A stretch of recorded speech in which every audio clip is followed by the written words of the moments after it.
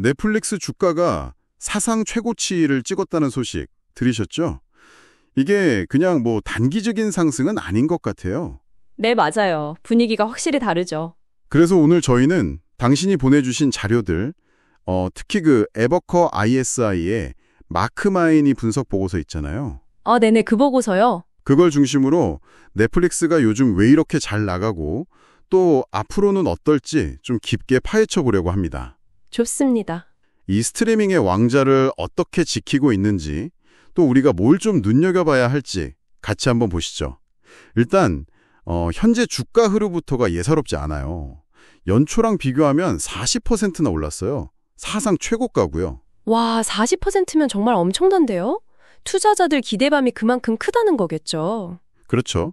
근데 여기서 재밌는 게 그 마크마인이 분석가가 목표 주가를 제시했는데 이게 현재 주가랑 큰 차이가 안 나요. 한 1,350달러 정도? 현재가 1,241달러 정도니까 정말 큰 차이는 아니네요. 네, 근데 그러면서도 의견은 소규모 매수, 그러니까 스몰 바이를 유지했어요. 이게 좀 흥미롭죠? 이미 비싼데 사라는 거니까. 아, 그게 참 미묘한 지점이네요. 그러니까 뭔가 질적인 성장 동력이 아주 강하다. 이렇게 보는 거 아닐까요? 바로 그겁니다. 그래서 그 핵심 동력들을 좀 봐야 할 것 같아요. 네, 그렇죠. 첫 번째는 뭐니 해도 역시 콘텐츠죠. 압도적입니다. 연간 투자액이 어마어마하다고 들었어요. 한 80억 달러? 네, 우리 돈으로 하면 거의 18조 원? 근데 이게 그냥 돈만 쏟아붓는 게 아니고요. 하반기에 보면 기묘한 이야기나 오징어 게임, 웬스데이 같은 정말 큰 작품들이 돌아오거든요. 아, 정말 기대되는 작품들이네요. 이런 게 신규 구독자를 끌어오고 또 기존 구독자는 계속 붙잡아 두는 거죠. LTV, 그러니까 구독자 생애 가치를 아주 극대화하는 겁니다. 마흔의 분석가가 아직 천장에 도달하지 않았다고 말한 이유가 여기 있는 것 같아요. 콘텐츠의 힘이 여전하다는 거군요. 그리고 두 번째는 이제 재무 상태가 눈에 띄게 좋아졌다는 거예요. 지난 분기에 운영이익 전망치를 10%에서 20%까지 올렸어요. 와, 꽤 많이 올렸네요. 네, 이게 무슨 뜻이냐면 이제 그냥 가입자만 늘리는 게 아니라 확실히 돈을 벌기 시작했다는 신호죠.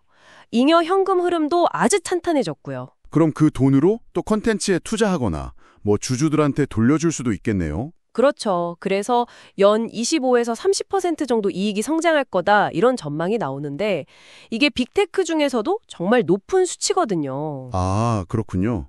게다가 뭐랄까 경기가 좀 안 좋아져도 사람들이 넷플릭스는 잘 안 끊잖아요. 가성비가 좋다고 생각하니까. 이런 경기 방어적인 성격도 무시 못하고요. 아, 그런 점도 있네요.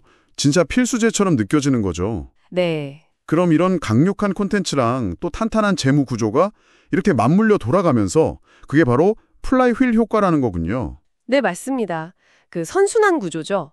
처음에는 좀 힘들어도 한번 돌기 시작하면 계속 가속도가 붙는 거예요. 컨텐츠에 투자하면 구독자가 늘고, 구독자가 늘면 매출이 늘고, 그 돈으로 다시 더 좋은 컨텐츠 만들고. 이게 점점 더 강력한 진입장벽이 되는 거고요. 그렇죠. 따라오기가 점점 힘들어지는 거죠. 게다가 글로벌 시장으로 보면 아직 점유율이 10%도 안 돼요. 네, 전 세계적으로 보면 아직 그 정도밖에 안 되나요? 왜? 그러니까 성장할 공간이 특히 신흥시장 같은 곳에는 아직 엄청나게 많다는 거죠. 와, 경쟁은 근데 정말 치열하지 않나요? 디즈니 플러스나 아마존 프라임 비디오 같은 것들도 만만치 않잖아요. 물론이죠. 스트리밍 전쟁이라고 할 만큼 치열한데요. 근데 마하녀의 분석을 보면 넷플릭스가 지난 한 3, 4년 사이에 경쟁자들이랑 실질적인 격차를 벌였다고 평가해요. 격차를 벌였다. 그 비결이 뭘까요? 그 핵심에는 이제 VRIO 자원이라는 게 있다고 봐요. 가치 있고 valuable, 희소하고 rare, 따라하기 어렵고 inimitable, 이걸 잘 활용하도록 조직화, organize된 자원이요. VRIO요? 좀 더 쉽게 설명해 주실 수 있나요? 그러니까 단순히 뭐 컨텐츠가 많다거나 브랜드가 유명하다 이런 개별적인 것 말고요. 넷플릭스는 이 모든 걸 엮어서 시청자 데이터를 실시간으로 분석하고 그걸 바로 다음 컨텐츠 제작이나 추천 알고리즘에 반영하잖아요. 아, 데이터 활용 능력. 네. 이 데이터 기반의 컨텐츠 순환 엔진 자체가 핵심 경쟁력이라는 거예요. 다른 회사들이 뭐 오리지널 콘텐츠 하나 만드는 건 따라할 수 있어도 이 전체 시스템을 똑같이 만들기는 거의 불가능에 가깝죠. 규모의 경제 효과도 클 테고. 그리고 다른 빅테크 기업들에 비해서는 규제 문제 같은 게 좀 덜한 편인가요? 네, 상대적으로 그렇죠. 뭐 구글이나 메타처럼 독점이나 개인정보 이슈에서 좀 더 자유로운 편이고요. 전략적으로도 많이 변한 것 같아요. 예전에는 남의 콘텐츠 사오는 거에 좀 집중했다면 이제는 오징어 게임처럼 자체 제작, 특히 비영어권 콘텐츠로 완전히 방향을 튼 것 같고요. 맞아요. 그게 대성공을 거뒀죠. 그리고 최근에는 광고 보면서 좀 더 싸게 보는 요금제, 그것도 꽤 성공적으로 안착시키고 있고요. 맞다. 광고 요금제도 있었죠.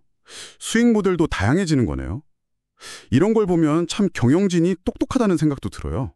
네, 뛰어난 경영진과 비즈니스 모델, 이 두 가지가 계속 혁신을 가능하게 하는 기반이죠. 하지만 장점만 있을 수는 없겠죠.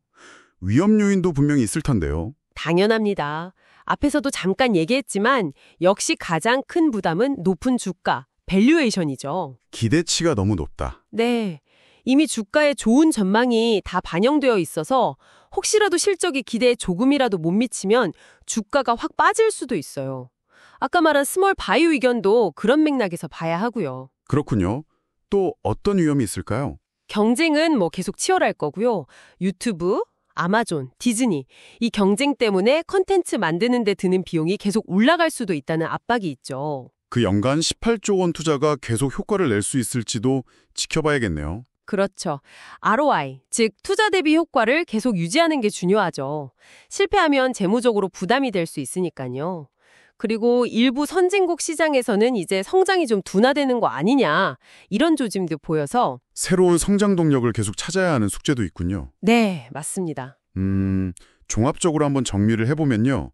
넷플릭스는 역시 강력한 컨텐츠, 그리고 탄탄해진 재무구조, 또 아주 영리한 전략들을 통해서 시장 선도 자리를 잘 지키고 있다. 이렇게 볼 수 있겠네요. 네, 그렇죠. 적인 성격이나 상대적으로 규제 위험이 적다는 것도 투자 매력을 더하는 요인이고요. 결국은 그 콘텐츠 플라이 휠, 특히 데이터를 잘 활용하는 그 선순환 구조를 얼마나 계속 잘 돌리느냐가 관건이겠네요. 네, 저는 그렇게 봅니다. 그래서 마크마니의 시각처럼 만약에 시장 전체가 좀 조정을 받게 되면 오히려 넷플릭스의 장기적인 가치가 더 돋보일 수도 있겠다는 생각도 들고요. 흥미로운 분석이었습니다.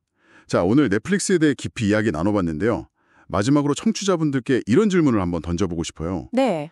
넷플릭스가 가진 이 엄청난 콘텐츠 제작 능력과 또 전 세계 시청자들의 데이터를 분석하는 힘, 이걸 생각해보면 단순히 구독자를 더 늘리는 걸 넘어서서요. 미래에는 이걸 활용해서 전혀 새로운 종류의 비즈니스나 경험을 만들어낼 수도 있지 않을까요? 한번 상상해보시면 재미있을 것 같습니다.